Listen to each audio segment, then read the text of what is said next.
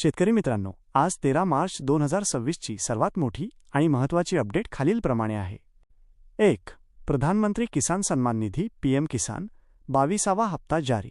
आजचा दिवस शेतकऱ्यांसाठी खूप महत्त्वाचा आहे. पंतप्रधान नरेंद्र मोदी यांनी आज 13 मार्च 2026 रोजी आसाममधून दुपारी पहाटेचे 5 वाजता पीएम किसान योजनेचा 22वा हप्ता अधिकृतपणे बटण दाबून जारी केला आहे. किती रक्कम? पात्र शेतकऱ्यांच्या खात्यात 2000 रुपये जमा होण्यास सुरुवात झाली आहे. कोणाला मिळणार? ज्या शेतकऱ्यांचे EKYC पूर्ण आहे आणि बँक खाते आधारशी लिंक आहे त्यांनाच हा लाभ मिळेल. 2. नमो शेतकरी महासन्मान निधी नमो शेतकरी योजना. महाराष्ट्र राज्यातील शेतकऱ्यांसाठी नमो शेतकरी योजनेच्या हप्त्याबाबत महत्त्वाची माहिती समोर येत आहे. संयुक्त हप्ता. यावेळी नमो शेतकरी योजनेचे 8वा आणि 9वा हप्ता एकत्रितपणे मिळण्याची शक्यता आहे.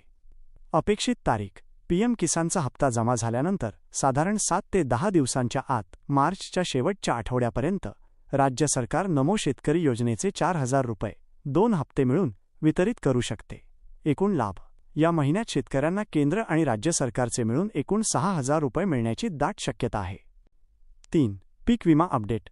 पीक विमा स्टेटस. खरीप 2025च्या पीक विम्याबाबत राज्यस्तरावर हालचालींना वेग आला आहे. रक्कम वितरण.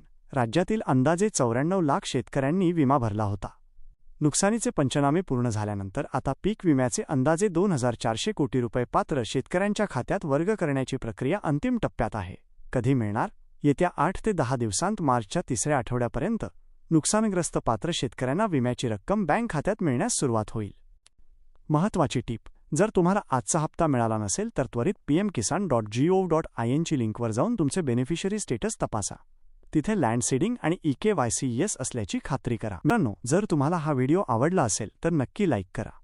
अशाच नवनवीन माहितीसाठी आपल्या चॅनलला सबस्क्राईब करा आणि शेजारील बेल आयकॉन दाबायला विसरू नका. धन्यवाद.